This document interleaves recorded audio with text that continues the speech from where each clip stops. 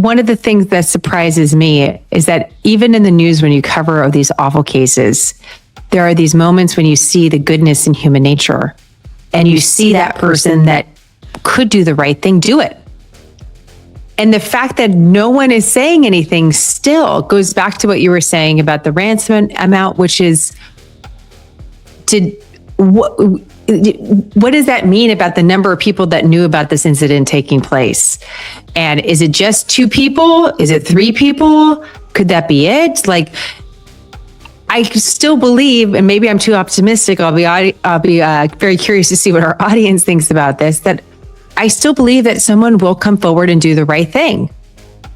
Am I too naive in that, Morgan? Is that very seldom that cases are solved that way? Is that too Hollywood?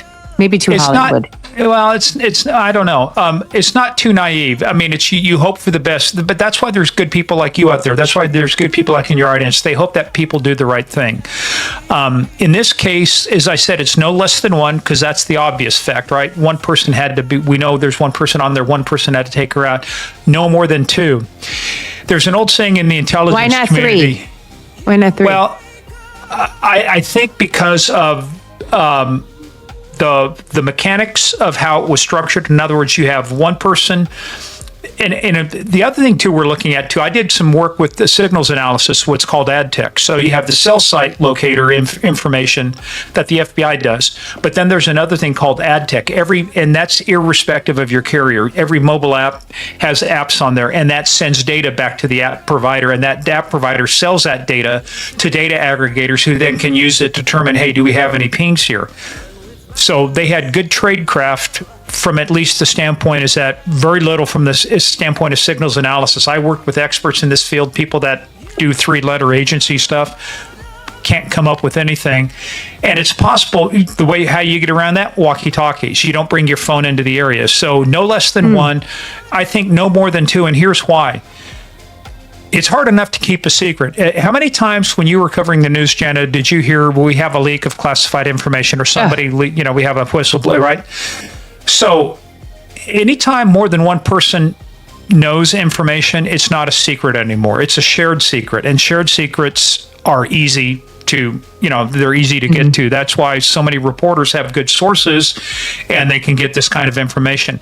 I think when you get to 3, you only see 1 person on there. I know some people say, well, I saw like a phone down here and it looks like a lot of good assumptions, supposition, but we still don't have any hard facts or hard visual facts, at least, to prove that. So again, it's not the truth. It's a hypothesis. The reason I say it's a hypothesis, I work no less than 1, no more than 2, because that allows me then to constrain and test my model here, which is somebody drove the car up, they took her into the car, and then they drove off. 1 person for control, 1 person for egress.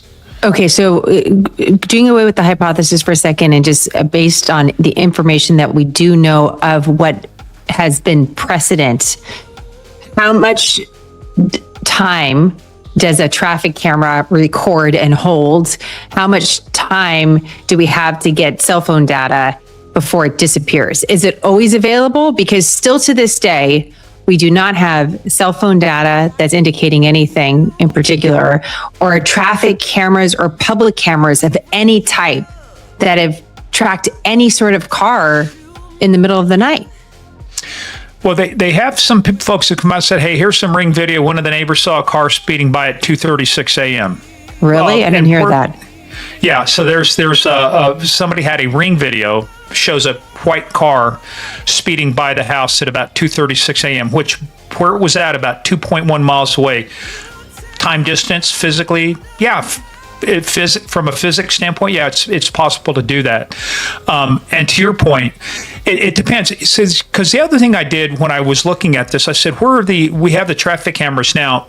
How long they store, like Arizona, AZ DOT, 511, they've got cameras around there. How much they store it is a function of the state's record retention policy. It's not an issue of technology. In other words, if you had unlimited money, you could just store unlimited video, but states are run by budgets, so you can only store so much. So it would have been, and it depends. You go back, is it 24, 48 hours? There are trail cameras out there. Some of these folks have In fact, when I looked at the Sonoran Desert Trail Coalition, put up its first 2 cameras at one of the major intersections. When I did a whole study, it's called the egress analysis. How many different ways out of there? There's only about 5 ways out of our neighborhood to get to major arteries to get you out of there. And that was one of the locations. So how long it's stored is really a function. It's each individual. I mean, it's like, how long do you store paperwork? You know, people say, well, you got